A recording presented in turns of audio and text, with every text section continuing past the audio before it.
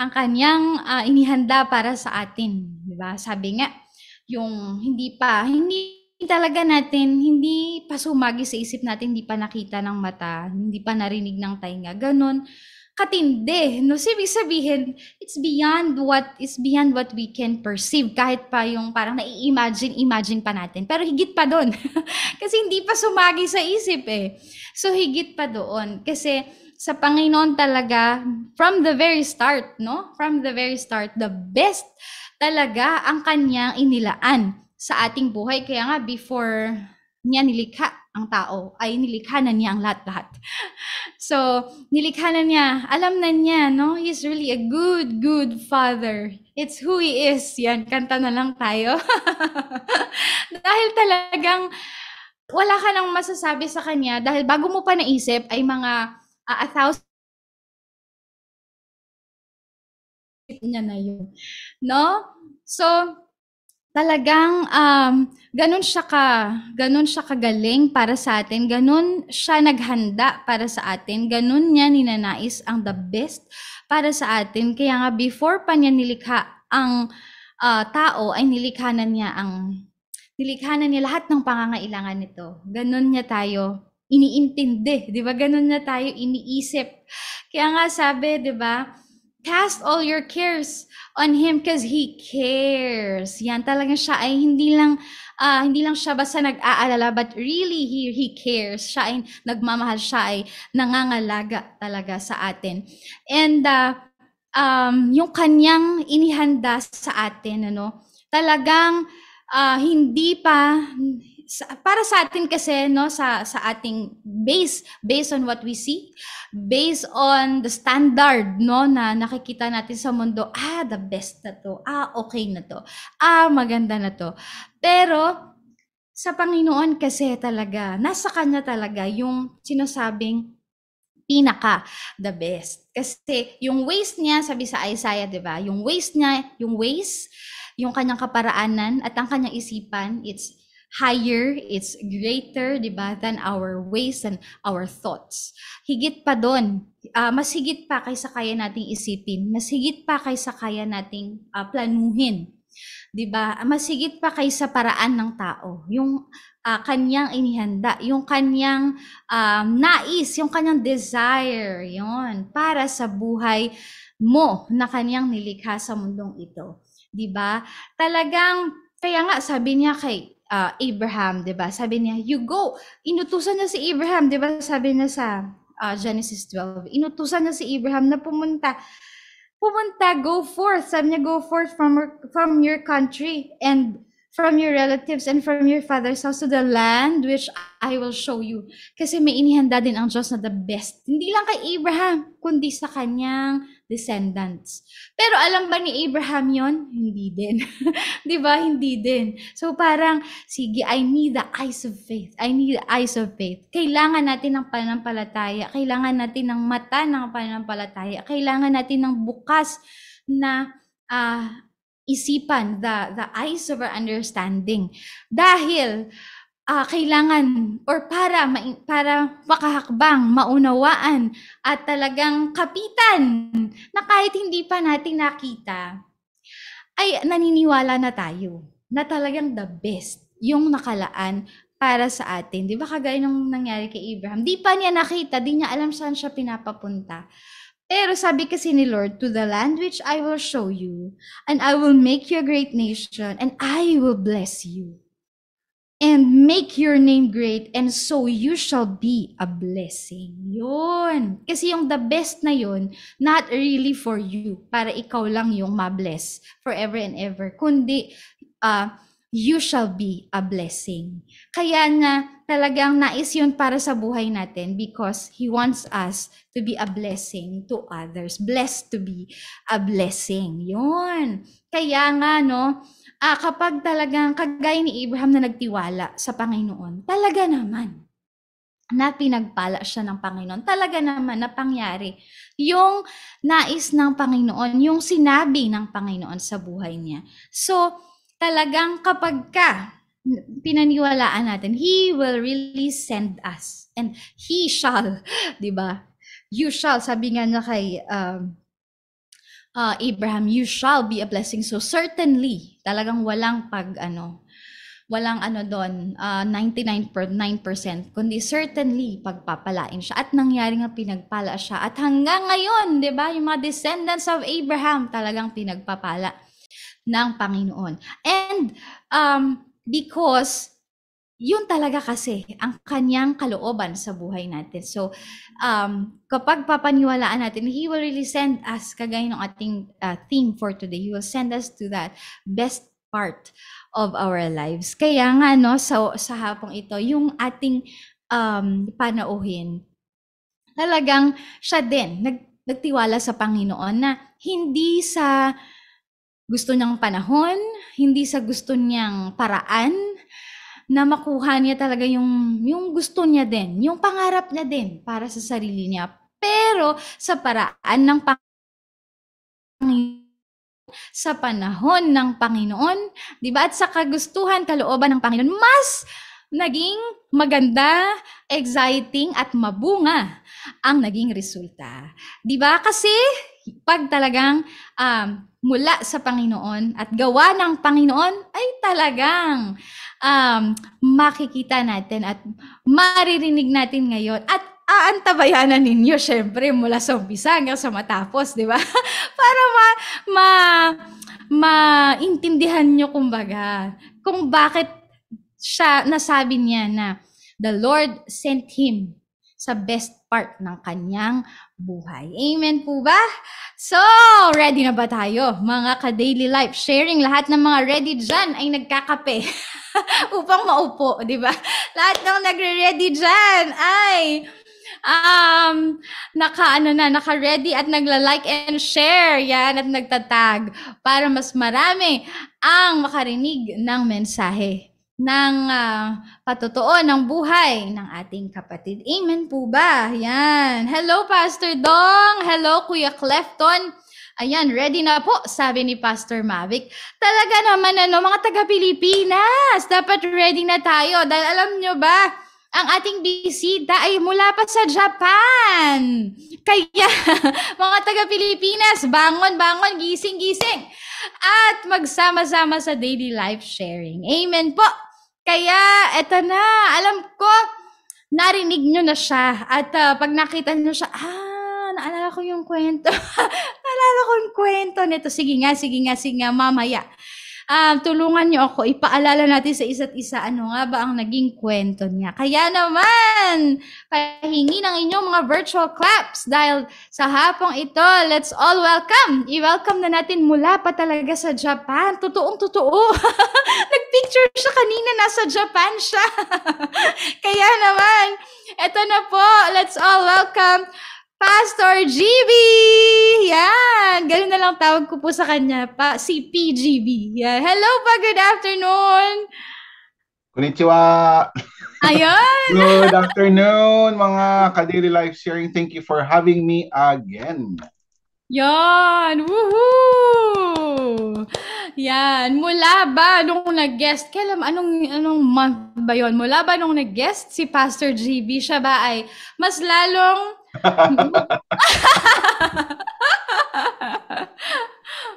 oo, mas lalong epekto po ng Christmas tsaka New Year. Yeah. May natira pa. Christmas. Oo. 'Di ba? Mas lalong 'di ba mukhang pinagpala. At mas lalong naging mukhang hapon. Dahil siya nga ay nasa Japan. Bumati po kayo, Pastor GB. Good afternoon po sa inyong lahat. Salamat po ulit as I said, salamat sa daily life sharing, sa pag-imbita po sa akin ulit. Pastor Dong, nakita po kita dyan kanina sa mga nagko-comment. Hi! Thank you for having me. Pastor May, thank you for having me again. Kay Pat, hi, thank you everyone. Red, love you bro. Good afternoon sa inyong lahat. I'm so excited to be here. I am blessed and I'm privileged na inanyayaan niyo po ulit. Pasensya na po at ako lang po mag-isa Pilipino sa congregation namin. So malimit lang po ako makapagtagalog. Always English lang po at saka broken Japanese. So gagamitin ko po lahat ng mga ng Tagalog ko po ngayong hapon Oo. po. Hahalongkatin niya mula sa kanyang baul ang kanyang mga itinatagong Tagalog. Yan. Hello, sabi ni Pastor Patricia. Hello, Kuya Pastor GB. Ah, Yun. Sabi ni Pastor Mavic, lalong naging pogi. Ops. Yun. Oops. Okay po. So, mga ka-daily life sharing, kung naalala niyo pa yung first part, yung part 1 ng testimony ni Pastor GB, sige nga, ano yung pinaka naalala ninyo sa Hmm. kanyang patotoo? Yan. At alam ko kasi talaga na yung testimony na yun, nako sumakit yung ating tiyan sa kakatawa. At syempre, no, naiyak din tayo sa bandang huli. May ganon. Ibig sabihin talagang yung kwento ng iyong patotoo talagang binubuo ng Panginoon, no? Punong-puno ng comedy, Hmm. action, drama, Amen. at marami pang iba. Kasama Amen. na doon yung romance. Yun yung pag-uusapan natin ngayong araw, di ba? Yun! Ayan. Pero syempre bago yan, magpakilala ka pa din po. Pakilala po kayong muli. Yan, para may ma-refresh ang ating mga ka-daily life sharing. Sino ba si Pastor GB? Magandang hapon po. Salamat po, Pastor Lay. Magandang hapon po ulit. Ako po si Grimel Himado Balakwit. PGB for short. Grimel. GB. Good boy. Okay. I'm the lead pastor of New Life Church Tajimi here in Gifu. We are 1 hour away from Nagoya, which is our large city. And if you take the bullet train, we are 3 hours away from Tokyo. Kung magbabas po kayo, mga 5 to 7 hours. So parang Baguio na rin po. Nasa Hmm. bukid. Nasa bukid rin po kami. Pinakita ko nga po kanina kay Pastor Lay, yung picture ng ano namin. Maganda siya dito. You are always welcome to visit sa New Life Church Tajimi. I've been in Japan for 5 years. I've served in the ministry since 2009. Thank God, marami siyang binigay na opportunities to serve. I've served in Laguna. I've served in Abu Dhabi. I've served in the Middle East mostly.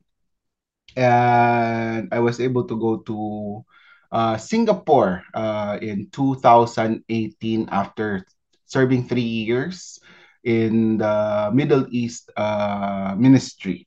And by God's grace, salamat sa Panginoon na pinadala po tayo dito sa Japan sinabi ko nga kanina kay Pastor Lay, I've always wanted to be in Japan. Hmm. I'm getting ahead of myself na. I've always been wanted to be in Japan, Hmm. but ang dami pong I've tried so many ways. Sinubukan ko pong mag-apply for student visa, for trainees visa, for working visa. Lahat po sila ay na deny. At Mhm. ang inapprove po ay papunta the other way, papunta sa hindi Far East, kundi Middle East.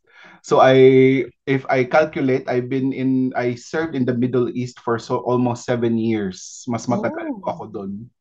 wow. And ang ganda nga po if I can just hindi na ako makapaghintay. Hmm. God wants to put us in the very best of our part of our lives. I really believe that. But in order for that to happen, I really believe that He trains us first. Yes. So I felt ginamit yun ng Panginoon na training kung yung pagpunta natin sa Middle East para i-prepare po tayo for the ministry here in Japan. Praise the Lord. And 7 years training. training, grabe. Ay, Oh. mas grabe si Jacob. Aha, oo, 14 tagal eh, no? Okay na ako sa 7, wag na dagdag. So, nakita kasi ni Lord doon sa 7 years, pwede na si GB. Pwede na sa ministry yan. Pero Pastor, ilang taon na po kayo ngayon? Kung okay lang po bang malaman? I 25 plus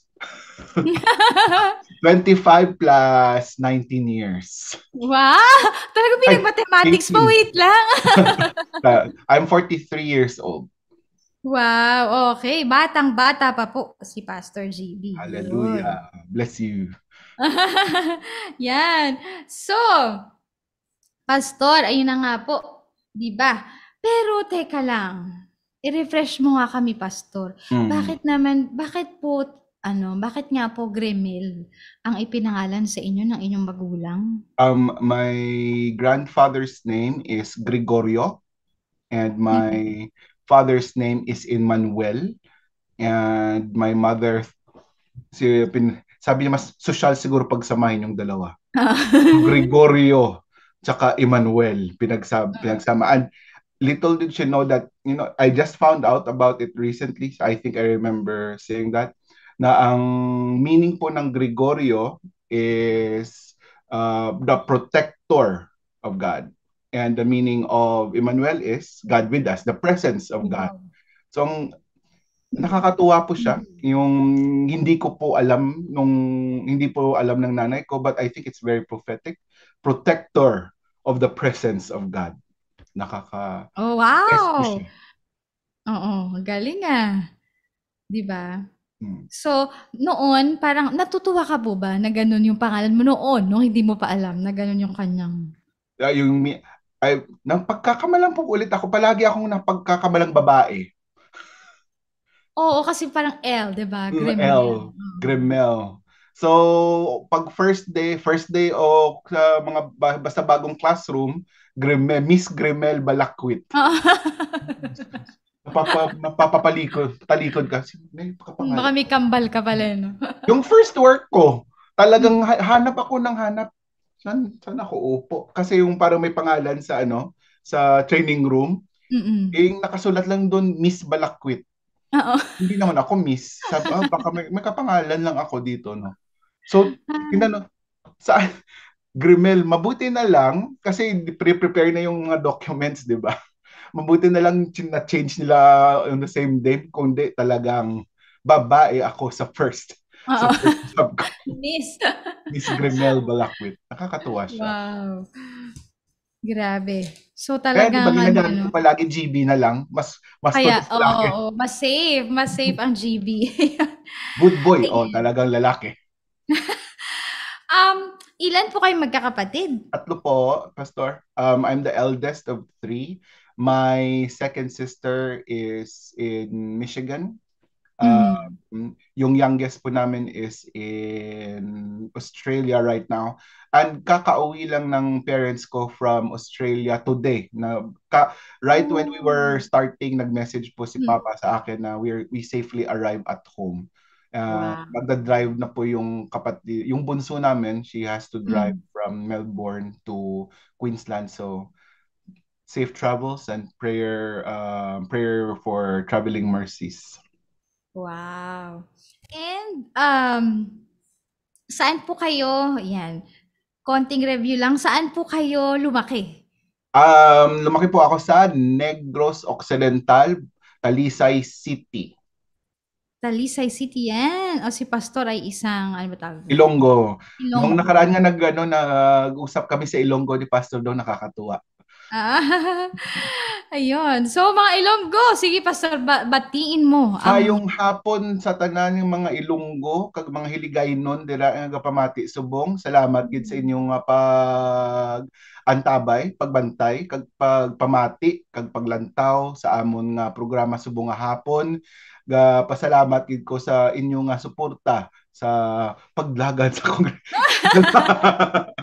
Pasalamat ko sa inyong sa inyong pag-imbita ulit sa akon kag sa pag grabe kadasig sa inyo magwa kagina 20 lang subong 31 na. So, salamat gid sa tanan nga pamati. Ayun. So, sabi nga ni Pastor kanina, ay ano, mas fluent pa siya sa sa Ilonggo kaysa sa Tagalog. Ayun. Kaya mga Wala ano ako din eh, wala ako gapaminsan mag-Ilonggo. Hindi ako hindi ko kailangang pag-isipan pag mag-Ilonggo ako. Hmm. So talagang ano na, automatic. Yeah, Automatic. ayan na. Ayan na si Red, hello. At ito, meron ako siya shoutout eh. Ito si Joseph, kaso hindi ko alam paano basahin. Joseph Kiauzaya. Tama po ba? Ayan. So hello po sa inyo. Nagbumati na siya kanina. Okay po. So mga taga Ilonggo, yan na. Andyan yung mga ang iyong kadila. Kaya pumasok na kayo. Pasok?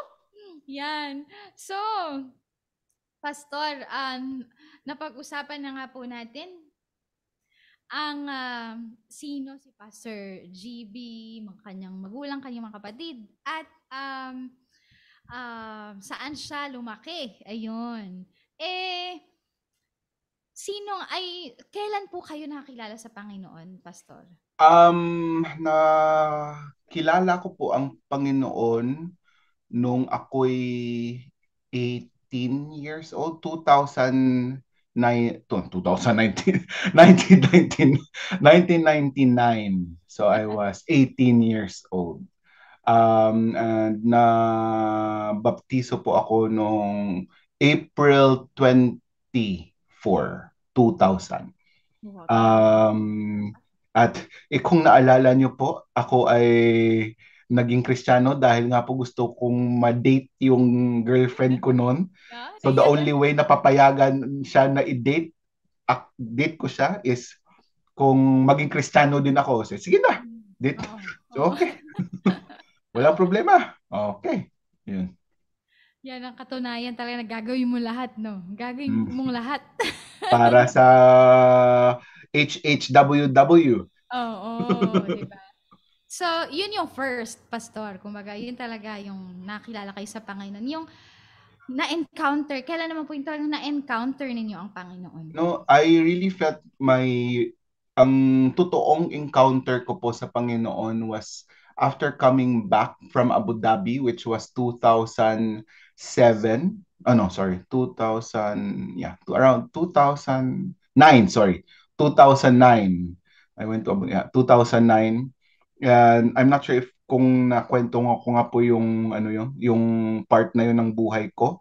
It was during a youth camp nung tinawag po ako ng pastor ko din na kung gusto ko pong mag-guest. And during po sa ministering time ng kabataan, nandun po ako sa likod, nakatingin, I was watching, and habang nanonood po ako sa kanila, talagang naramdaman ko po sa puso ko na tinanong ako ng ngayon na ba? Kailan ba? Babalik ka na ba? Will you serve me now? And talagang naramdaman ko po at that time na if hindi ko po sasagutin yung tawag ng Panginoon at that time, that would be the last time na tatawagin po ako. So I grabbed the opportunity, I took the plunge, and I started serving full time in the ministry since 2009. That was May 2009. Wow, grabe. Bakit po parang dumating sa inyo yung may urgency na gano'n, na parang yung maiiwan ka sa biyahe kapag hindi Mm, oo. para Opo, paano dumating yun sa puso ninyo na gano'n yung pakiramdam? um it's hard. I'm not sure if there's a natural explanation to it. At that time, I just know I was not living right. Ever since I became a Christian from 1999 up until then, I was not living right. And okay na ba mag-English ako ng English? Kanina pa ako Opo, nag-English. opo. Hindi ko, uh, alam ko po na hindi tama sa paningin ng Panginoon yung buhay ko. But pinayagan po ako, parang grace na tinatawag, grace period, pinayagan. Hanggat po sa panahon, sa time, that specific time in my life, that I really felt, God, this is the last time I will call you. I love you. Parang, I love you. I will be there for you. I am your God. Kasi I am a Christian. I know I'm a Christian. Hindi nga lang po ako nabubuhay bilang Kristiyano. But that time, that night, while I was seeing the young people being ministered to, I knew in my heart that was the last time God will ask me to serve Him.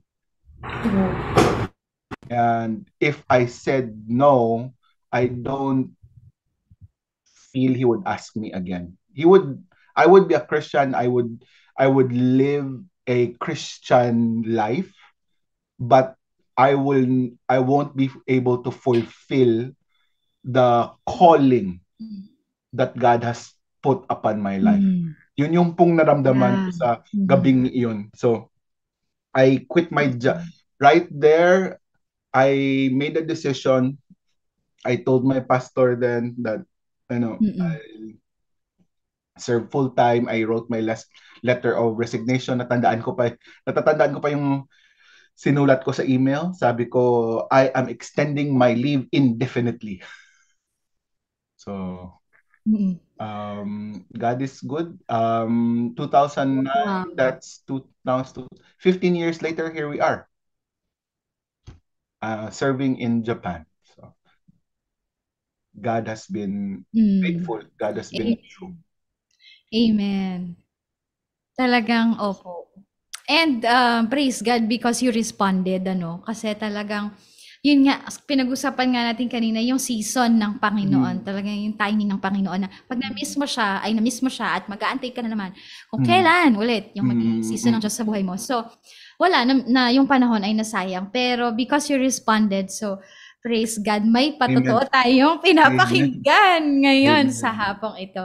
So, dahil naikwento mo na nga yan, at syempre yung paano mo nakilala ang Panginoon, paano mo talagang totoong na-encounter si Lord sa buhay mo, paano naman po yung from that, na-encounter mo si Lord, ng Christian ka, uma-attend ka, paano yung nag-level up na, ay, tinatawag ako ni Lord na maging pastor? At paano mo talagang na-accept yun? I always ask myself that question kasi minsan I still struggle. Lord, tinawag mo ba talaga ako? Lahat ng mga pastor dyan, raise your hand. Yes! Lord, sure ka ba? Ako ba talaga? Sabi ko, I'm pastoring a Japanese church. And Yeah. sometimes you give your best, you give your all, but being a different culture, coming from a different culture, and people still titingnan ka, sigurado ka ba sa sinasabi mo? Oo. Tapos Lord, tama ba to?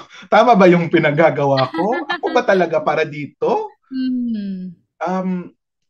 Sinabi nga niyo po, it's God, as I said earlier, God prepares us.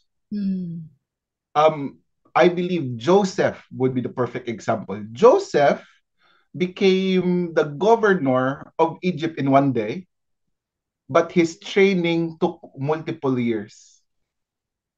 Then he fit the role. For me, I felt the same. I knew God called me, gave me that specific time to say yes. And only when I said yes, he made me go through training na talagang hindi ka na pwedeng, you cannot run away na, di ba? Di ba, Pastor? Pwede ka pa ba mag-run away, feeling mo? Hindi na. Mga pastor ulit dyan, pwede pa ba kayong tumalikod? Hindi na, di ba? So, and first, I really believe God called me, then trained me, and then prepared me. Amen. So, that's the process. For me, my training was the proof that God wants me to be where I am. Amen. To receive the best,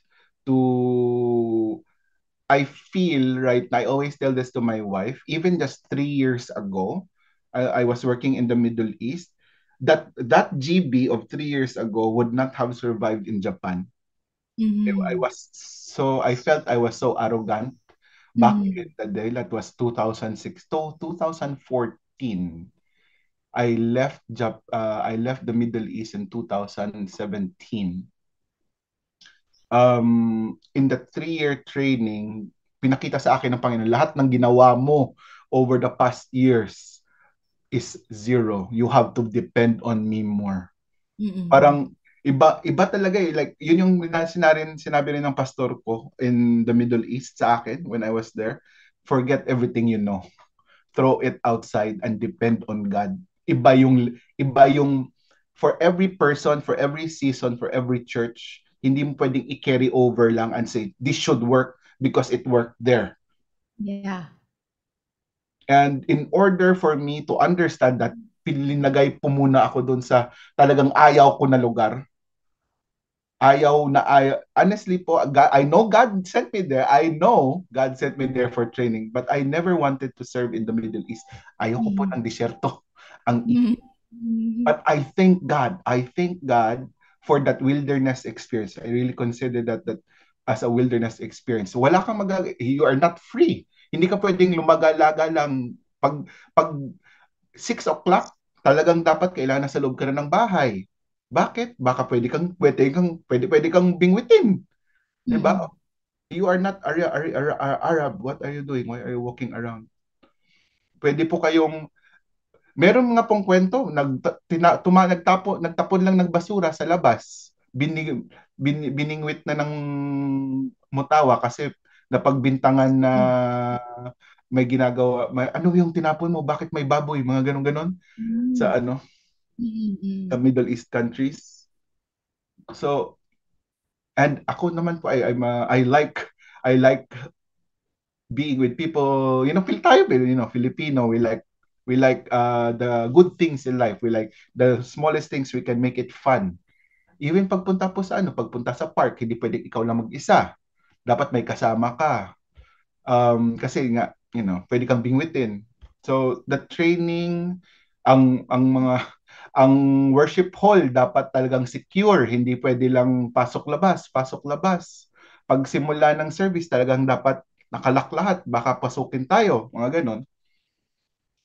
And especially with the treatment of, ang maganda lang sa Middle East is they speak English.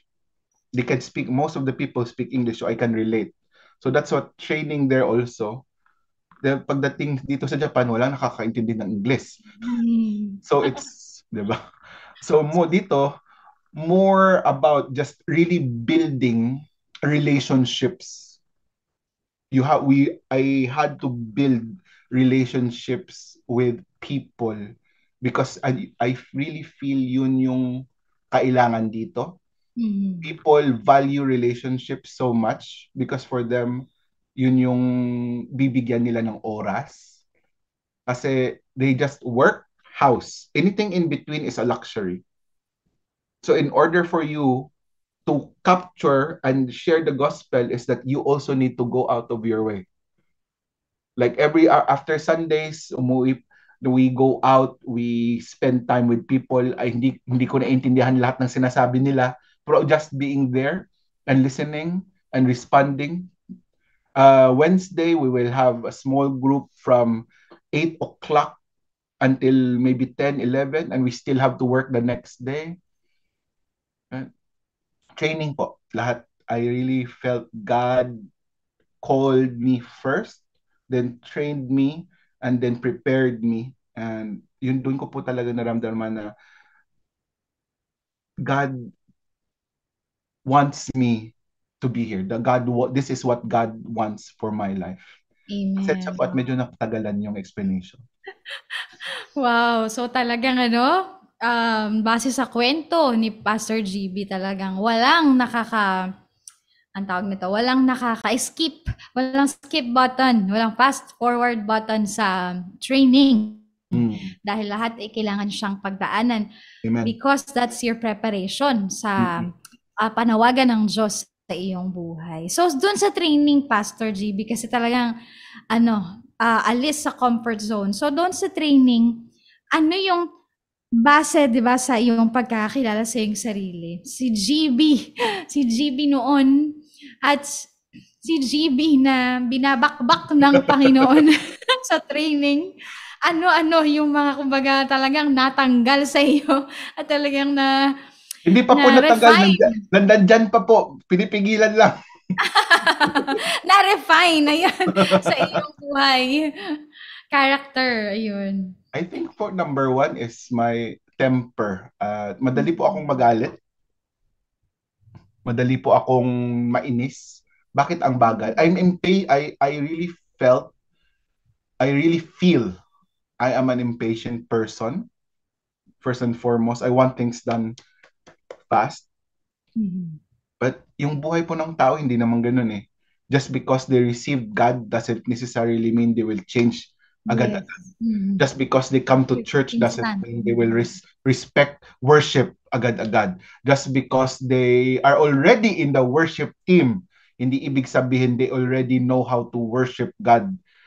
So, worship leaders dyan, ginagawang practice yung rehearsal, no? Alam natin yan. Hindi po ako nagpapatama. Kung natamaan po kayo, sorry.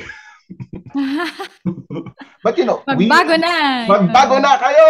Tayong lahat. Amen. So, we are, for me, God teaches me how to be patient with people. And with patience comes love. Nasabi ko nga po dati sa ano ko, I used to be part of a, ewan ko matatawag yung gang ba yun? O mga grupo lang talaga ng mga siraulo na yung mga gusto lang makipag, mo, lalaki ako. Mga ganun ba? Ano? Mga Mhm. ganun. Yan, konting, Masiga sa kanto. mga siga sa kanto. Ayun, ganun. But, serving God has, if I learned that if I really love people, then I need to be patient with them because God was patient with me. Kasi, Amen, amen, amen. binigyan ako ng 10 years. Pwede na namang kaagad-agad. Ayaw mo, diwag. Sabihin ni Lord sa akin, no? Ayaw mo? Oh, okay, bye-bye. Sorry. Mm. But God gave me time to live a life according to what I want, how I want. And then okay, tama na ba? Gusto mo pa ba ng ganyang buhay? Mhm. And then he called me. So, if God is patient with me, then I truly believe I should learn how to be patient with people. Amen. Wow. Yan. Ayun, may nagpapabati, Pastor. Hello kay John Ross. I'm 20 today. Sabi niya, I'm 20 today is my birthday. I'm from Canada. Hello po and happy birthday. And shout out from the Philippines and the Japan na yun. And welcome to Daily Life Sharing. Welcome to Okay the po. life sharing. So, Pastor, as you embraced your calling na talagang I'm a pastor, meron po bang talagang encourage or desire mo din talaga na mag-Bible school kayo? Um, Bible school for me for me, I really felt yung mga pumupunta lang sa Bible school is yung talagang mga pastoral na. Mm. Yun yung me? No. Ako, I maybe because I've walked with really amazing pastors, Mm. talagang nakating yung mga mentors ko talagang, oh, pastor. Oh, pastor. Even now, medyo napapaano pa ako pag tinatawag akong pastor, napapaganyan pa. Hindi pa ako sanay. There was this, last December, natawa ako kasi kaka formalize lang sa church namin dito yung pastorship namin ng asawa ko. Oh. So, di pa tinawag ko, sabi ko, GB, it's okay, GB, GB, yes. I still, Pastor GB, if I ask you 5 years ago if I should go to Bible school, I would say maybe no. I'm not worthy enough. But again, more a lot people that are more intelligent, has more wisdom, more experience than me decided that it's time for me to be trained. Yun. That's why I went. You should go. I fit. When nung sinabi sa akin ng pastor ko at that time, bro, dapat kailangan mo na mag-SOT. Mhm. Talaga ba? Mm. Ang dami, mas maraming qualified, wala akong, then I said, no, it's time for you to go. meron pa nga pag may isa pa akong mentor sa pag-isipan mo ng malalim muna kasi that's going to be a commitment once you start to go to Bible school. And I said that I really felt it was God's timing Amen. to I honestly I am happy serving church. Just without any titles, I would serve church. Without any position, I would serve church. I love being in the house of God. And parang additional na lang yung title, di ba? Parang add-on na lang para ang tawag nila dito to I forgot the term na ginamit ng pastor ko. The position and the title is in respect to your calling. Whether you have the title or not, your calling is there. So you should serve. So it's a respect to your calling as a pastor, to your calling as a prophet, to your calling as a minister of God. But whether or not you have that title, we will serve. Di po ba? So, going back to Bible school, when my pastor at the time told me, he said, "It's time." I respected him as my spiritual father, and I said, "Okay, if you think panahon na, sige, punta tayo ng Bible school." Ayun. Wow. So, anong year po ito, Pastor? 2018. 2018, yeah. And who would have thought, Pastor, na yung pag yes mo na talagang kapag punta ka sa SOT, ay doon mo din mamimit ang iyong forever. Yung forever, future forever, di ba? Kaya di ba, sabi mo nga kanina, Pastor Lay, perfect ang timing ng Panginoon. Yan, amen. Oo. So, sige nga, Pastor, kwentuhan mga kamisan. Kasi, for sure naman talaga, ipinunta mo doon, mag-aaral ka. For sure pero naman syempre, po talaga. For sure naman. Talaga may pa-package kasi si Lord eh. Kasama sa pagsunod. So, sige, Pastor, kwentuhan mga kamisan. Paano naman na nag-sparkle yung eyes mo? I wish my wife were here. Mas maganda kung siya magkwento para memorize niya eh. Well, ito nangyari. As I said earlier, I've always been to Japan. I've always been fascinated with Japan. The funny thing is, I've never been fascinated about Tokyo. Kasi ayoko ng big cities. I grew up in a rural community. Mas prefer ko po yung quiet. I actually worked in Makati for 6 months. Di ko makaya. And that's only Makati, di ba? For me, that's already so urban. So I never wanted to go to Tokyo. I prefer rural, Hokkaido, Osaka, Kyoto. Yung talagang tawag dito, rural areas. Pero nakakatuwa yung rural area dito sa Japan, high-tech pa rin. Oo, 'di ba? ang linis pa rin. Anyway, so what happened was that was the sa SOT was the one of the first no. They had 3 Japanese students that year. And from that time I wanted to make friends. And I approached one of the students at that time and I started to talk to her in my very bad broken Japanese. I didn't even know how to talking Filipinos are really good, no? Magaling tayo mag-usap, magsalita gamit kamay natin, di ba? That's how I was communicating. And then my classmate, Ai-chan, who became a very close friend of ours, tried to understand, and then someone comes along. At nagulat ako, itong Hapon na ito, ang galing mag-English. So, translate na yung conversation namin. Ang pangalan ng Hapon na yun ay si Riho. Yun.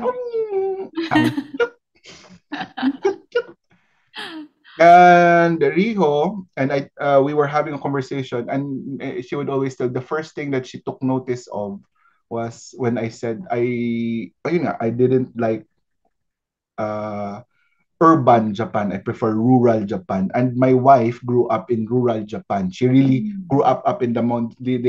Yung father niya, a grandfather niya has a farm. We still visit, nakakatuwa. When they were younger, they would catch wild boars sa bukid. Wow. Nakakatuwa. And ang mga pets niya talagang bukirin na pets, mga palaka, mga ganun-ganun ba. Nakakatuwa yung misis ko. And because of that, she said, oh, this guy likes rural Japan where she lives. And we started forming a good friendship. We both, and she said she likes my energy na always masaya because Japan is really like Japanese. I am Japanese. Serious. Serious. Mga Not serious. serious Conserved. faces. They're very they're conservative by nature. It's bad manners to let your emotion show on your face. Ooh. Because you will let other people worry about you. So it's a cultural thing. So don't let other people worry. So you should always look okay. Don't complain because when you say I feel, and then everybody will start thinking, what can I do for you? They're polite, di ba? So that's why you should always be conservative also, and you should be polite. Grabe ka polite, and that's one thing that I notice about Japanese also. They always think about other people and what they can do for other people to a point that it makes them so stressed. Anyway, going back to my wife. So we built this really good friendship, and I started liking my wife. I like spending time with her. I like talking to her. Chat kami ng chat sa cellphone. And then I started, I like, and just being honest, we're both adults, hindi na kami high school. You like me, I like you, ganon. So I told I like you, and I would really want to date you. I want you to be my girlfriend. If of course, syempre tama naman yung sagot ng misis ko at that time. Sabi niya, no. Talagang isang malaking no. No. Kasi being Japanese conservative nga, she came here for studies, and it would look bad for her. No, bakit siya nagkag-boyfriend habang nag-aaral sa Bible school.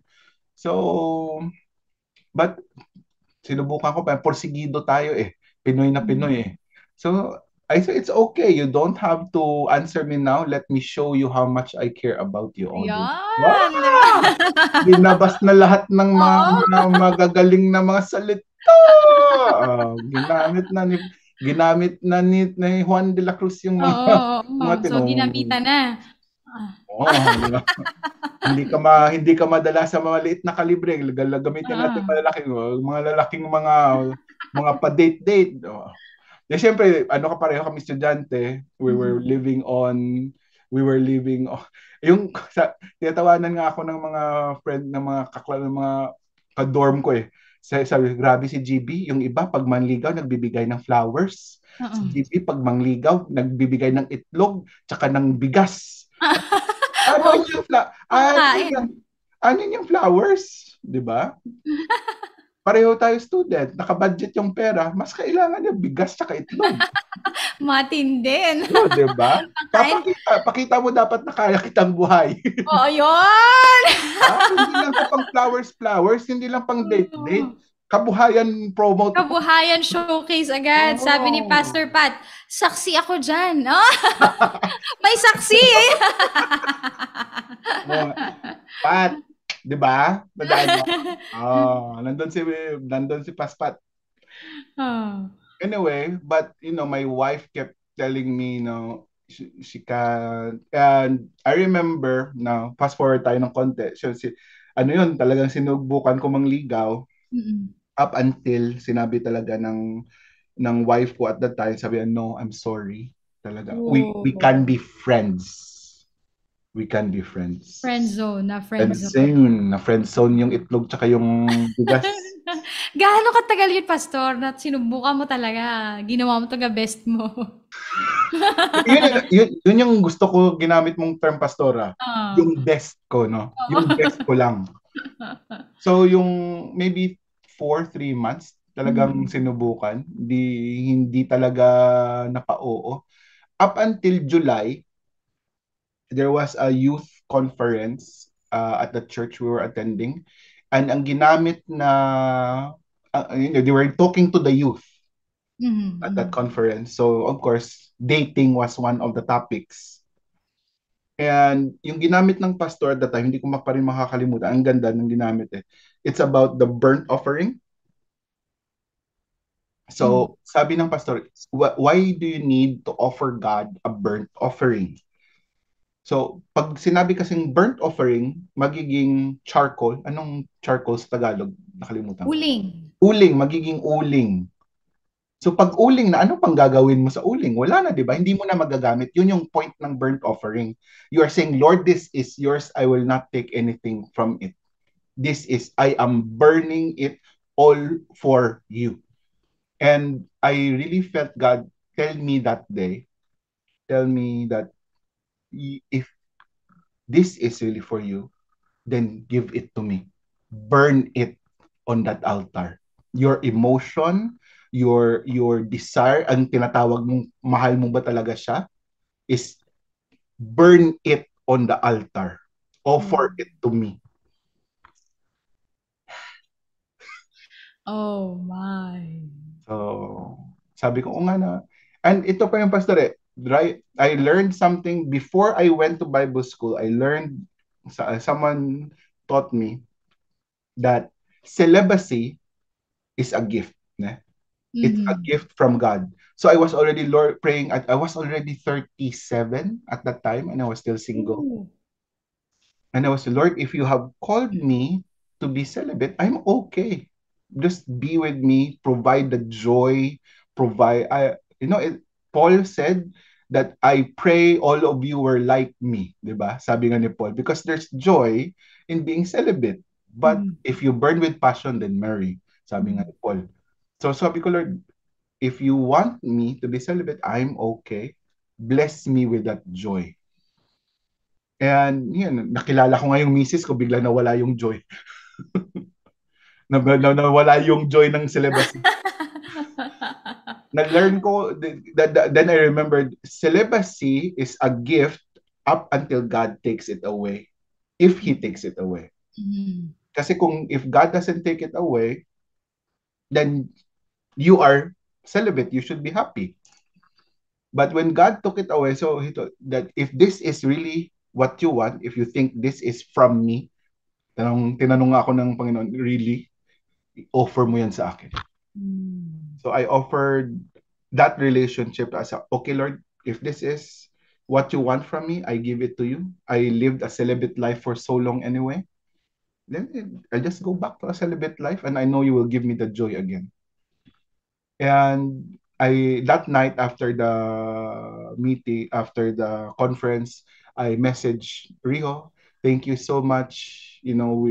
I feel that you are a really close friend of mine. It's been a pleasure. Thank you for having lunch with me, but I think it's time for me to step away. Oh. We can always meet in school. We'll always be friends. And I only ask, sinabi ko kanina, I only ask you one thing. Huling pasabog ni Pogi.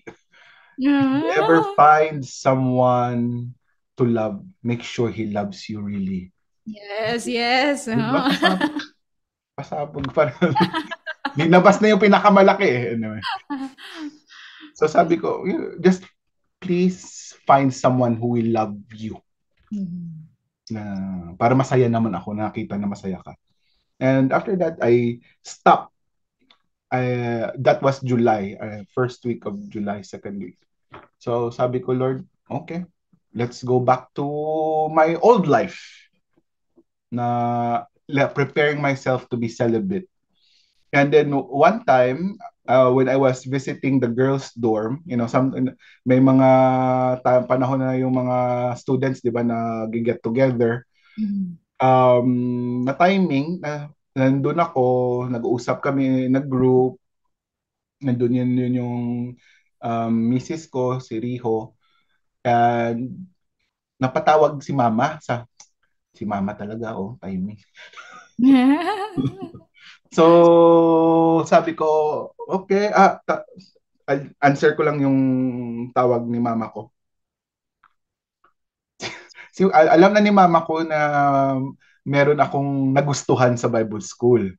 Pero siyempre, sinabi ko na rin kay Mama, Mama, medyo nabasted ulit tayo. Sagot naman ng Mm. nanay ko, hindi ka pa ba sanay dyan? Hindi ka pa sanay mabasted. So, Mama talaga, love you, Mother. Are you watching, Mother? Are you there? Anyway, so, nag-video call kami, ako kay Mama, and while my wife was there.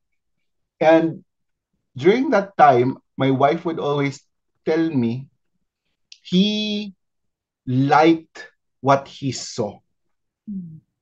She saw, sorry, she she liked what she saw when I was talking to my parents, like the way I treated my parents over the phone. I joke with them, I talk to them, and the way my parents responded to me over the phone.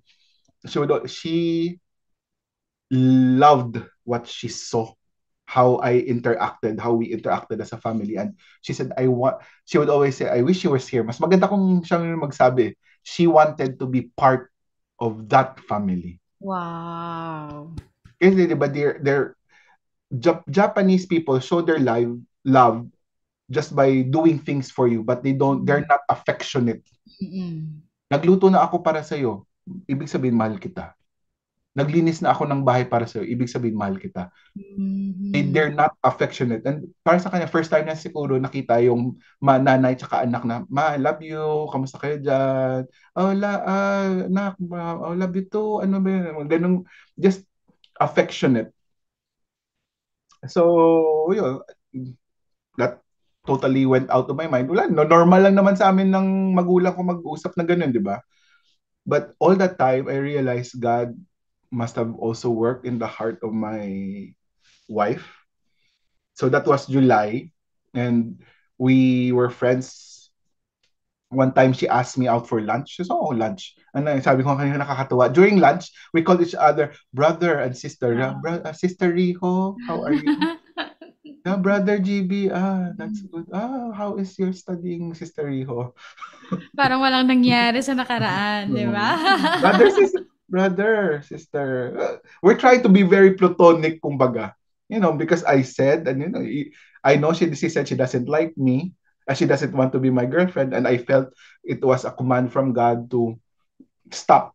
So I Mm. really did my best to obey that command. And looking back at it now, nakakatuwa siya talaga na lunch. Kumakain kami, brother, sister. I wish my wife were here. Anyway, after that, August 4, after school, I was resting. Naka-receive ako ng message. Ito na. Naka-receive ako. Tandang-tanda yung petsa. Siyempre, ikaw ba naman, kakalimutan mo. Kailangan mo sinagot si Mr. Pastor. Anyway, August 4, I was taking my afternoon nap, and I received a message. And the first line would read, I have read, thank you so much for your friendship. I really feel that and God I feel God is leading me to be with Mhm. you and I want to be your girlfriend. Oh. Napastap ako doon. Ah. Tulog na tulog ka. Sa Napagising. ating bungatan. Nawala yung sobra pa sa triple shot espresso. Hindi ko makalimutan yung Sobra na. pastor. As in Mm. talagang tulog, patulog ka Mm. na, tapos nawala bigla, tapos bike ako bigla eh. Kuha ako bike ako papunta sa dorm sa kabilang city block. Bike ako Mhm. papunta. Is this real? Are you sure? Then, from then August 4, we became a couple. Nandun si Paspat. Ng gabi nagkaroon ng party sa dorm ng babae. Kumain kami ng and doon kami nag-announce na we are a couple. That was Wow. August. And then, my wife at that time was already 28. I Mhm. was 37. So wala nang paligoy-ligoy pa. Alam naman namin. So if we're really serious about it, let's do this na. We planned about it. We talked about it. So how are we going to get married? Mhm. Yun, agad. We're both adults. So, paano pa ba yung plano mo? Patatagalin Diba? pa ba natin to? Tama. 28 Mm. ka na, 37 na ako. Ano? Oh. 'Di ba? So we planned about it. Oo nga. Saka nandun na eh. May place, Mm, di ba? Sinabi na ni Lord. tama. Mm. And we started planning and November 30 after we graduated Bible School October, kasi di pa ako pwedeng makapunta ng Japan, she went to the Philippines in November so that we can start. She met, of course, meet the parents and then prepare all the planning. Yung sinabi ko kay mama ko is we want it simple, just judge and maybe the family. Kasi Mm. kakatapos ko lang mag-Bible school, wala pa akong trabaho. Wala ang lahat ng na-save ko, ginamit ko doon sa ang mahal kaya sa Singapore. Wala talagang zero savings ako doon. So sabi na, no, no, no. If you're going to get married, sabi nga ni mama, kung magpapakasal ka, pakasal ka na ng totoo. Mhm. Gawin mo na yung makakaya mo. Sabi ko, wala akong pera pa. Sa ako bahala, so sure ka. Di ba? Oh, so, mama, salamat. Thank you. So, yeah. We had a wedding. Oh, wedding picture na, go. Media team. Ah, wala pa. Anyway, so the wedding took place in February, but once again, I really felt God was there during our preparation period for the wedding Mhm. because imagine we started planning in November. Ang dami doon ko lang na-realize, ang daming papeles for an international marriage. Oh. So we Mm. had ang dami naming, for example, For a foreigner. Mm. ay nakakatuwa. When I was lining up, lahat ng mga kasama ko, mga babae, kasi di ba usually lalaki yung foreigner, babae, Pilipina. Mm. Walang isa Oh. lalaki. Baliktad ang case mo. Baliktad. So, yung, for example na lang, yung, tawag dito, marriage counseling, I didn't know kailangan pa lang 6 months yun. Ang tagal pala ng marriage counseling, no? So, 6 months and we were plan oh no, so paano natin gagawin to? Mabuti lang merong, ewan ko paano nahanapan ng paraan ng Panginoon. Meron na lang nagsabi, pwede yan, okay lang yan kasi special case kayo. Oh, di ba? Matagal Wow. meron ba kayong pastor na Favor.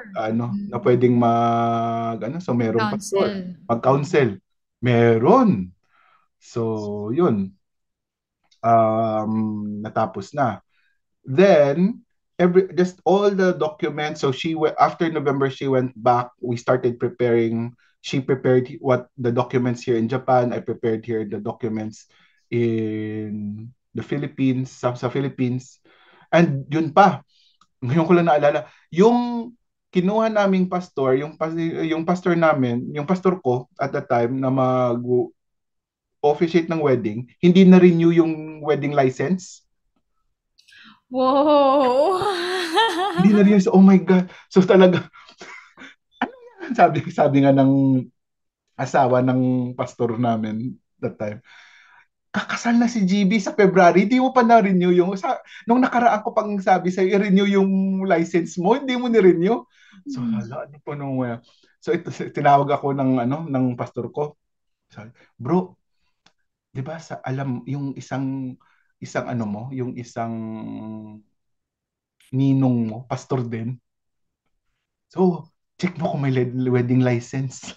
So yung ninong ko siya yung siya yung nag-officiate ng wedding, yung senior pastor ko, yun lang yung may I kiss the bride. Oh, So nakakatawa, dalawang senior pastor yes. yung Oo. sa Nagkasal. Wow. kasal na that alone, then everything just went smoothly.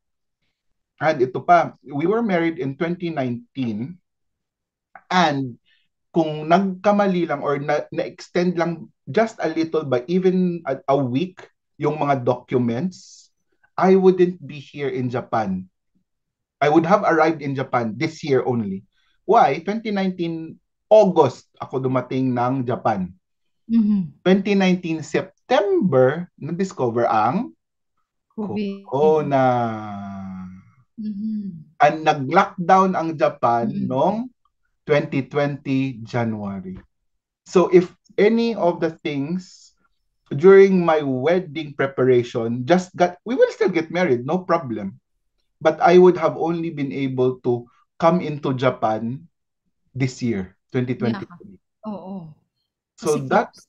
'di ba Pastor, that alone, I feel ginawa lahat ng Panginoon, ang daming preparation, ang documents, lahat-lahat kahit sa Japan embassy, walang ka problema. Mhm. Everything. So, hallelujah. Praise God. Talagang ano 'no, if siya talaga ang nag-orchestrate nung, pati sa love life mo. 'Yan. Kaya and not on your own kumbaga, on your own ano, efforts. Hindi Si pumasa Lord yung efforts ko eh. si Lord ang nag-effort. Niligawan ni Lord para sa iyo. 'Yan. Kaya naman talagang um, inayos na lahat pati ang pagpapakasal na pabilis para hindi na magtagal pa, hindi na magkalayo ng matagal na panahon kundi talagang agad-agad ay mapasimulan yung ano, yung nais ng Diyos sa buhay mo. So, Yan. before pa mag-pandemic ay nasa Japan na po kayo at magkasama na kayong mag-asawa. Ngayon naman as ano, Filipino Hmm. na nandiyan sa Japan, nagtatrabaho po ba kayo diyan sa Japan at minister, naglilingkod sa Panginoon? Paano naman po maging isang Pilipino na nasa ibang lugar? Yeah. Well, ayun nga sabi ko kanina Pastor, it's God trained me first as an OFW. Hmm. Naging kaway-kaway sa mga nakikinig na OFW dyan. You know what I mean? It's not easy. Number one, it's not easy being a Filipino. There will always be different levels of discrimination, lalo na sa Middle East. And I Hmm. think that going back to my Middle East experience, God used that to prepare me for the ministry here in Japan. Amen. Japan's tolerance for Filipinos is better than how we're treated better here than how we're treated in other countries. I assume in my experience, the Middle East, I feel treated better here, more fairly. But of course, Filipino pa rin tayo, hindi tayo lokal. Hmm. Hmm. So there's this term they use. It's not excuse me. It's not derogatory. It's like funny. It's called bakagaijin. It just means stupid foreigner because Oh. the it's like because we're not Japanese, we don't know their culture. So sometimes I make that joke. Gumenasai ne, I'm sorry, Bakagaijin. I'm just I'm foreigner, so I don't know how Japanese things work. So I'm sorry. Even as a pastor, you need to I had to understand that there will always be things lost in translation. I can love them, I can do everything for them, but simply because I am not one of them, I am not a Japanese, I did not grow up here, I don't know the culture. So Mm. it will not translate perfectly. For example, nung New Year's, meron kaming New Year countdown party. If you look at my FB page, if my profile, there was a lot of, it was fun, but then meron pa ring nagkamali kasi sabi, I invite people to come, we will have movie night with the kids. Sabi ko, we will have movie night with the kids, we will have ice cream and snacks, and then we will count down until the new year.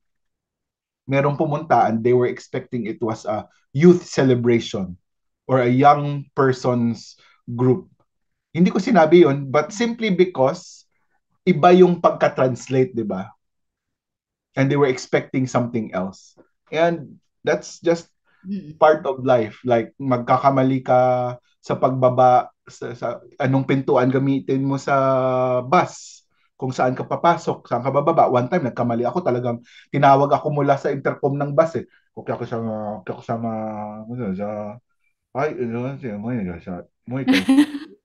Nung panic ka eh. Ako ba yun? So, it's a challenge. The language itself is a challenge. Unlike the Middle East, a Mm. lot of people speak English. Here, nobody speaks English. English. Oh. So I have to survive using my broken Japanese. And even in church, they love God, they love Jesus, but there will still be some things that I cannot understand. Like why can't we meet? Why can't we have a regular small group? Why does the small group have to be in the middle of the week at 10 or 9 o'clock in the evening? Because that's their free time. They won't give you Sunday afternoon. Sunday, going to church is already, for them, big deal. Big deal na Mm. yun. They're giving their one day off to you maybe. Kasi yung Saturday nila day off, pero ginagamit pa rin OT. Di ba? Okay. Grabe magtrabaho dito. Workaholic. Workaholics talaga sila. Mm. So, small groups, kailangan mong, ano, you need to understand, I need to understand that they might be tired, but they're doing their best just to open their home for you to visit. So, yeah, it's a totally different culture. Yeah. It's There's a lot of things that I need to slow down. And kaya sabi ko kanina, be patient. I had to, number one thing I needed to learn is patience. Mm. Um, Patience leads to grace, di ba? So yun talagang tinuro sa'yo. Kasi kailangan mo mag-slow down. Slow Yeah. down. Being an impatient person, me wanting, you know, Mm. we're Instant. doing this for Jesus. Why are you Mm. like this? Hey, madam, not yet. Hey, Lord to, di ba? Yeah, it won't work here. Sabi nga ng senior pastor ko dito, if you keep doing that, you will lose your members. Ayaw nila ng ganun. Oh. So, like, meron akong naalala conversation. May sa, GB, why do you text people why they didn't come to church on Sunday? So, I was just checking, well, if you're okay, why didn't you come to church on Sunday? Sabi sa akin, because they might feel you're pressuring them to come to church. Because it's like, you're not in church. Why? At pero sa atin, di ba, sa mga Pilipino, check, kamusta ka na? Natural. Opo, may Bakit wala reason lagi bakit bakit wala ka nga sa lagi. church? Okay ka lang ba? Kailangan Mm. saka na dito dapat hindi. So, yung ngayon na-learn ko na, oh, how was your Sunday? 'Di ba? Rephrase. Rephrase. Kasi, Oo. Wow, okay. At talagang least, adjust. Pag opo. Yes, pagdating niyo po diyan sa Japan, ano talaga, ang tawag nito, yung ministry ninyo ay pastoral na kaagad? no. When I arrived in Japan, nag-start ako sa media team. Kasi yun yung training ko in the previous churches. So I set everything up. Ang nakakatuwa, I have training sa worship team, I have training sa pastoral, but Mhm. yung main ko talaga is programming and media. Oo. I'm a computer person by passion, so I like doing those kind of stuff. And the first thing I worked on when I arrived here was improving the church setup, lights, media. Up until nangyari yung pandemic, when we had to go offline and walang worship team. Mhm. So, ang Yes. hirap, 'di ba? So, since kami na ng wife ko yung I also my wife is a worship team leader. So, sabi ko, okay, I can play the guitar. So, ever since 2020, I've been part of the worship team also. So, and this 2023, I became the worship director of the church. And last year, around last year, I started in the pastoral work also, taking care of people, visiting them. How are you? And in that process, nga, ang daming nang tinuro sa akin ng Panginoon. So, ng Panginoon at ng pastor ko dito, wag kang atat. Relax ka lang. So talagang yun ang number one pa din, be patient. Talagang, ang tawag nito, yung change, yung gusto nating mangyari, kailangan ng oras, kailangan ng panahon. Mm. Kasi 'di ba, if you learned from my story, God has been patient with me, and God is Mm. trying to tell me you should be patient with the people. This is the line that my pastor always uses with me. You are, as a shepherd, you are not there to lord over your sheep. You are a Mhm. shepherd. You take care of your sheep. Don't be like the shepherds who sell and kill their own sheep for profit. Yeah. So be patient with them. If God was patient, God gave you 10 years to change, to understand, and to choose. Give them time. So, Praise God. And then, as ano naman po, as, anong tawag nito, working professional, kumbaga, paano naman po kayo nakapag-adjust na, ay, ito yung trabaho na papasukin ko dito sa Japan? well, yung first job ko dito in Japan was a factory worker. Pag Mm. sinabi mo pong factory worker dito, ginagawa po tayong machine. Parang machine po tayo. Human No, machine. human-made. Ano naman, may break naman. Tama naman yung hindi ka naman sobrang pagod, pero talagang walang hinto. So, I was working in a cat food factory na yung only work ko lang is magbuhos ng cat food into the feeder na pupunta sa conveyor. Non-stop, buhos ka ng buhos. Wow! For 2 hours, tapos break. Wow! Hindi siya mabigat, pero non-stop. So, parang siguro kahit natutulog ka, gumagana yung kamay mo. Actually, Kasi, nag-slim down ako, no? Grabe yung pag-slim down ko. Kasi, ano siya, ganun ka ng ganun. parang nag-workout. Oo. Tapos, parang sobra sa kabila naman. So, Matindi. non-stop ka. Tapos, minsan bagger din. So, yung Mm. pagkulang, yung mga babae kasi yung nagbabag, pagkulang, siyempre kailangan para mabilis yung production, bagger din, lagay sa box, close yung Mm. box, tapon. Lagay sa Mm. box. For 2 hours, ganun ka. Oh, grabe, no? Alala ko pa rin, no? Oo. 'Di ba na-memorize na ng muscles mo. Oo. Lagay, lagay, close, tape, push. Oo. Lagay, close, tape, push. Dalawang Matindi yan. oras yan, Pastora. Wow, 2 hours tas break pero maghapon po yung trabaho ninyo? From 9 to 5, talagang didiretso. Mm. So, I started there February 2020. Mm. No, by July, nararamdaman na ng katawan ko na parang hindi siya okay. Hmm. So, sabi ko, nag-pray ako, Lord, tulungan mo na ako. Kung dito, bigyan mo ako ng lakas. Mm. Kasi parang sa isang buwan, on July, nakatatlong bisita ako sa doktor. Parang palaging may, hindi na siya normal na nawawala, pero bumabalik, nawawala. Yung sakit, parang hindi makapagpahinga ng Yung lubusan. katawan, oo. Mm. Not enough yung 2 araw na ano. Tapos 'di ba may Sunday service pa. Mhm. Mm. So talagang bugbog yung katawan. So nagpray ako by August, yun na, God opened the doors for me to be an English teacher. So I have been an English teacher since 2020, which is more forgiving. I realized Yes, compared sa previous. I Mhm. like teaching children, and I realized my grandmother was an English teacher, and my mother is a college professor, and I'm also an English teacher. So third generation teacher na po tayo. Mm. Kakatuwa. Wow. At dun ka din dinala ng Panginoon. Ano Mm. nga po ang napagtapusan ninyo, pastor? Computer engineering po. BS computer. Hmm. Engineering.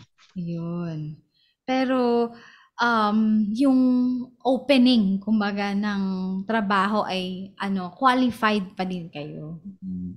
Yung Mm. after I went full time po, I realized na kung ano yung mag-open na trabaho, I have to work as a missionary. I worked as a missionary for long time.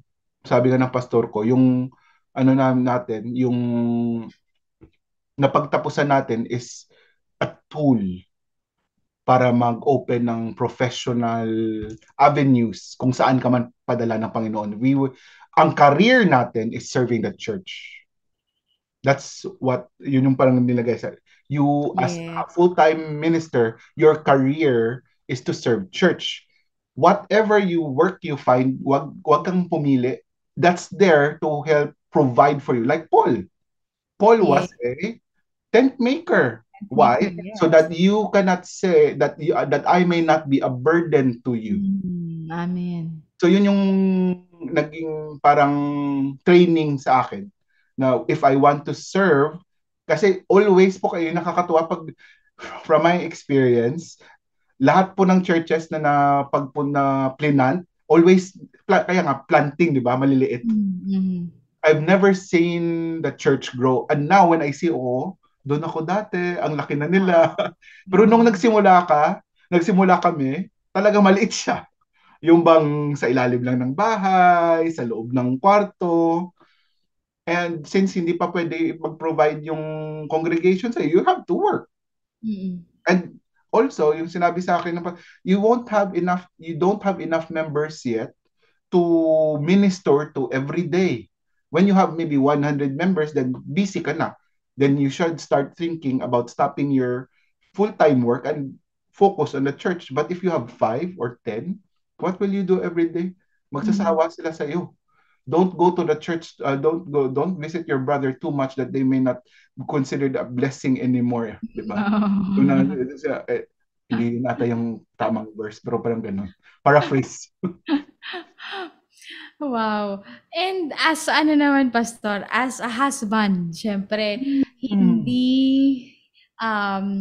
although parehong Kristiyano pero magkaibang kultura. So, ano yung mga challenges kumbaga na pagdaanan nyo din? Communication, number one. Hmm. As I said, there's so many things lost in translation. Hmm. Actually, to be honest, me and my wife are going under couples counseling now. because our pastor said when we paragi there was a time that we really fight a lot, and he said it's okay to fight, but you keep doing the same mistakes over and over again. So binigyan kami ng pagkakataon mag-couples counseling, and recently we just spend 30 minutes every day to just talk. And na-realize namin, me and my wife, that we haven't really talked as a couple. Oh, We think we know what we're talking. I'm saying this, but she's hearing something different. different, oo. So really need to talk and slow down. So yun yung commitment, bagong commitment namin starting this year. We spend at least 30 minutes a day to just, sit down, talk. And usually, if it's really, nag-extend kami 1 hour, 1 hour and a half, because it's fun talking to your partner, of course, right? It's very enjoyable. And of course, there's times when we're tired. Sabi na, let's not be strict about it. The point is we talk. Amen. 5 minutes, 10 minutes, 50. And yun yung preaching ko nga nung last Sunday. Focused conversation. Ang dami nagsasabi, I'm praying to the Lord every day. I pray 1 minute, I pray. I like praying to the Lord in passing. Like, Lord, how are you? Like, the whole day. But iba pa rin po yung focused conversation, di ba, Pastor? Just you and God. In my term, me and Yes. my wife. Just looking at her face, talking to her. Minsan siya, ang ganda mo talaga. Sabi, ganun. Ayaw ng misis ko, ginaganon ko siya. Yung talaga titingnan ko, ang ganda mo. Yan. Yan ang meron sa focused conversation. Yun. Yan. Kaya kailangan marry someone you enjoy looking at. You enjoy looking. Tama. Yan. And syempre with all that, Pastor, na binigay ni Lord sa buhay mo, na kumbaga yung desire mo na bansa na mapuntahan, talagang doon ka naman talaga nilagay ni Lord. At yung desire ng puso mo na maging kasama sa buhay, ay nakasama mo naman talaga. And having all that, kumbaga, masasabi mo na kagaya nung theme natin na talagang God sent you to the best part of your life. Amen po. If Mm. ito yung I really feel now, looking back, I gave this title maybe 3 months ago in November. Looking back, I would change it. All keeps sending you to your very best. It's a continuous process. It's a progressive state. Mm. Right now, I am where I am right now because of what God wanted for me 10, 15 years ago, 2009. So I'm here right now. And from 2009 until now, that was training to be here now. I really feel God wants me to be here. Why? There's peace. Number one po, yun yung, hindi siya madali. I never believe life will get easier, but we get stronger and we enjoy the situation we are in no matter what. Kasi we get stronger in our faith, we get stronger emotionally, we get stronger mentally. God makes sure we grow into. Moses was not Moses immediately. Paul was not Paul immediately. Jacob was not Israel immediately. But when they did enter into their best, the best part for them, then they were already prepared. So right now, I'm excited for what God has in store for the next 10, 15 years of my life because I have seen and I have tasted what God has promised me 15, 10 years ago. So yes, I truly believe God sends us to the very best and continually sends us to our very best. Amen. Wow. Praise God. Talagang yan kasi talaga din ang gusto ng Panginoon sa atin, yung may progression. Gusto nga niya, 'di ba? Lagi niya sinasabi na um, umalis tayo dun sa past, sa nakagawian, sa palagi na lang, 'di ba? But to continuously talaga na mag-progress in our faith, progress in our walk with Him, grow in the Lord, 'di ba? Yun ang gusto niya mangyari sa atin. Kasi nga, lagi siyang may hinahanda, yun. Lagi siyang minihanda para sa ating buhay. Amen. And kagaya nung sinabi ni Pastor GB, continuously na God keeps sending us talaga doon sa the best na plano niya para sa buhay natin. Kaya nakita naman natin na nagplano, syempre nakipag-cooperate, malaking factor talaga yun. Nakipag-cooperate talaga si Pastor GB. Nakipag-cooperate sa plano ng Panginoon. Kumilos, di ba? Talagang hinakbang ang paa, sumunod, nagpa-train, yan, nagpahubog. Malaking factor yon para talagang mapangyari yung kalooban ng Panginoon. Amen. Kaya kung nasaan siya ngayon, ano ang kanyang mga tinatamasa, ano ang kanyang mga pagpapala na nakamit dahil talaga sa kanya ding pagsunod sa plano, sa kalooban ng Panginoon sa buhay niya. Kaya naman, for sure, di ba, Pastor GB, along the way, talagang may mga tao na nilagay ng Panginoon, mga right people, di ba, the right time, the Amen. right place sa buhay mo, para maging maging pagpapala sa iyo at maging pagpapala ka sa kanila. Kaya, syempre, meron talaga at meron pa rin na mga tao na magbibigay ng mensahe para sa iyo. Yan, di talaga yan mawawala sa daily life sharing. Kaya, eto. Close camera muna ako. Ayan.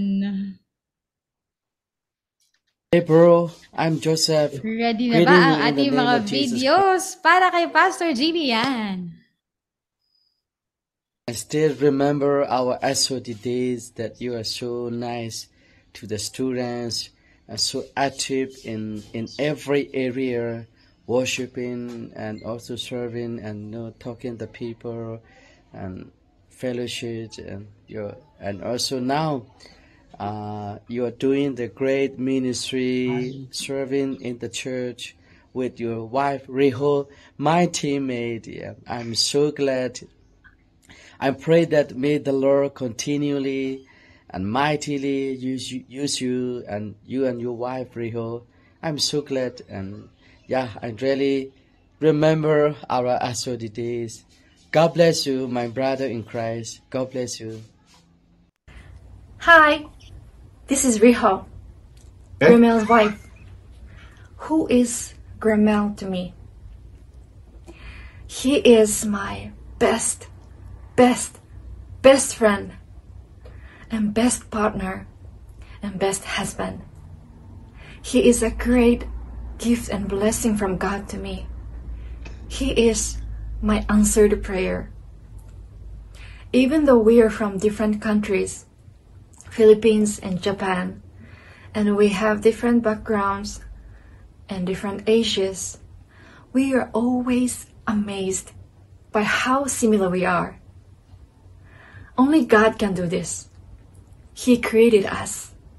He prepared us for each other. And He put us together for His great plan and purpose. And also, He is my role model. He is not afraid of making mistakes. And it really impacted me. And I learned so much from him. And I believe that we are growing together. GB, thank you so much for showing your love for me and being patient to me. Because of you, I believe I'm growing. You are always there for me when I'm down. You encourage me, comfort me, and make me laugh. And I know that your love comes from God. He has been faithful to us. So let's be faithful together.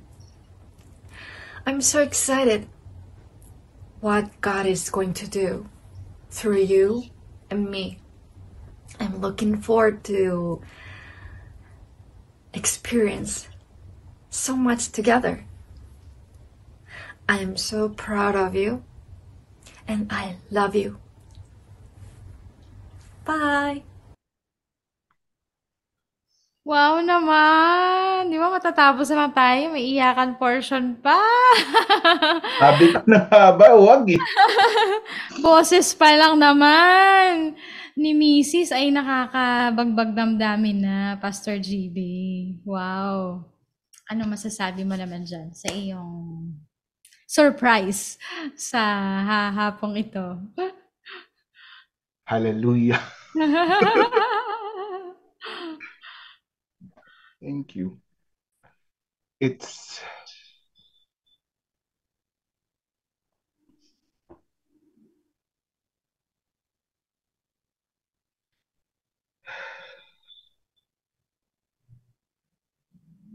salamat po sa asawa ko. I'm not the easiest person to live with. Sabi nga, I'm impatient, but my wife has been good to me.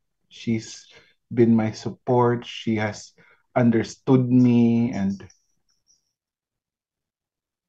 yeah. And she has always encouraged me. It's okay. I love you if you're watching. Okay na po, tapusin na po. Grabe talaga. Iba talaga um, ang biyaya ng Panginoon, ano? Iba talaga ang regalo ng Panginoon dahil talagang hindi siya perfect, pero the best yan. The best na para sa iyo.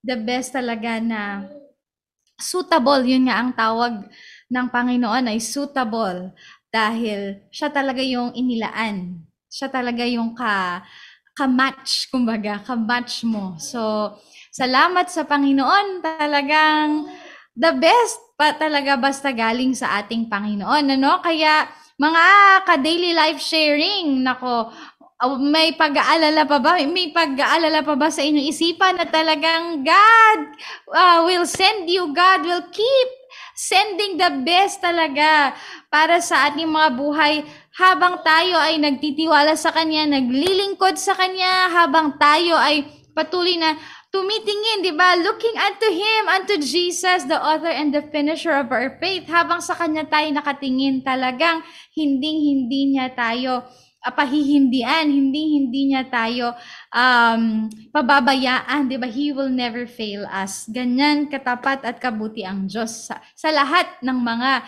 nagmamahal sa Kanya. Amen? Pastor GB, yan, bago tayo matapos, sige po, encouragement para sa lahat ng ating mga daily life sharing at closing prayer po para sa ating lahat. I'm just going to repeat what I preached last Sunday, Zechariah chapter 4:10 verse A. Do not despise the small beginnings, just like the plumb line in the hands of Zerubbabel when they started building the wall. Where you are right now, whatever you may be doing, no matter how small, God has a plan for you. God is bringing you to your very best. Do not worry what it looks like right now. Trust in God's plan, for all things work for the good of those who love and serve the Lord. A lot of people say they love the Lord. Serve the Lord. So I pray right now, since I preach in a Japanese church, I always give them one line at the end, and I'm going to be giving you the same thing. Remember this: start now. Start small. Pray. Read the word, worship, and come to church. Enjoy the fellowship. So as I pray today, I hope that God will remind you of His goodness. I know lahat po tayo meron tayong sarili-sariling kagustuhan na mangyari sa buhay natin, but as Pastor Lay said earlier, it cannot be encompassed by a more beautiful verse. No eyes have seen, no ears have heard what the Lord has prepared and planned for those who love Him. So let me pray for all of you. Lord, I pray right now para sa lahat na nakikinig at sa lahat na nanonood, for the people that are just so active in the chat room. I know they are actively listening and actively following you, O Lord, and listening to your word, O Lord. Give to them right now that thing in their heart that they need to focus on, so that they can go through the process, so that they can accomplish what needs to be done. Let them, Lord God, not despise the small things, not despise the preparation, not despise the correction and the training, but let them, Lord God, as you said so in your word, let their eyes be focused on you, the author and finisher of our faith, because you fulfill your promises. You are faithful, you are just, and you are good, and you have a plan for all of us, every single person. You have a plan, and your plans are good, and to give us a better hope and a better future, Lord.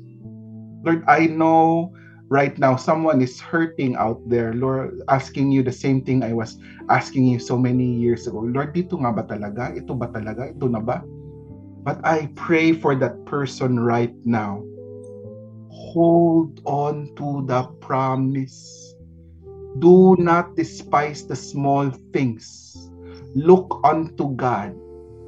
Believe His plan in your life. And know this, it is the best. Hallelujah. This I pray. And all God's faithful say, Amen. Amen and amen. Praise God. Wow! Salamat sa Panginoon. Salamat sa pagkakataon. Salamat sa panahon, Pastor GB. Salamat po sa pagbibigay ng panahon para sa daily life sharing. Salamat po sa pag-invite sa akin twice so far. Yes. Yung na-touch ako, talagang parang gusto niyo ako. Meron pa nga na, gusto pa din namin po ng pangatlo kasama si Sister Ree. Oo. Sabihin ko sa kanya. Yun. Yan, yung kanyang POV naman. Di ba? Tatago ako dun. Oo. Baka ako nahiya. Wow. So, thank you po. Syempre, ayan, thank you, Red. Yan, sa i-invite kay Pastor GB. Ayun. Thank you, Red. Dahil dyan, ay narinig ng buong mundo. Yan. Sa lahat na magre-replay pa, naku, hanapin nyo yung part 1. Talagang mabubuo ang kwento ng buhay ni Pastor GB mula sa kanyang kabataan hanggang sa kasalukuyan. Amen. At alam natin na patuloy pa, araw-araw pang kikilos ang Diyos sa kanyang buhay. Kaya God bless you po at patuloy kayong ingatan, pagpalain ng Diyos dyan sa Japan. Amen. At syempre mga ka-daily life sharing sa araw ng bukas ay another patotoo na naman ng buhay ang ating maririnig, ang ating malalaman, 'di ba? Makikipagkwentuhan muli tayo at syempre magpapasalamat ulit sa Diyos sa panibagong patotoo ng buhay na ating maririnig. Amen po. So, thank you everyone. Sabi nga ni Pastor GB, yan, start now. Start small, 'di ba? No matter how small yang pagsisimulan mo, just start. Just do it. Dahil ang Panginoon naka-back up sa iyo, tutulungan ka at ikaw ay magtatagumpay. Amen. So God bless you all. Thank you. Bye. God bless.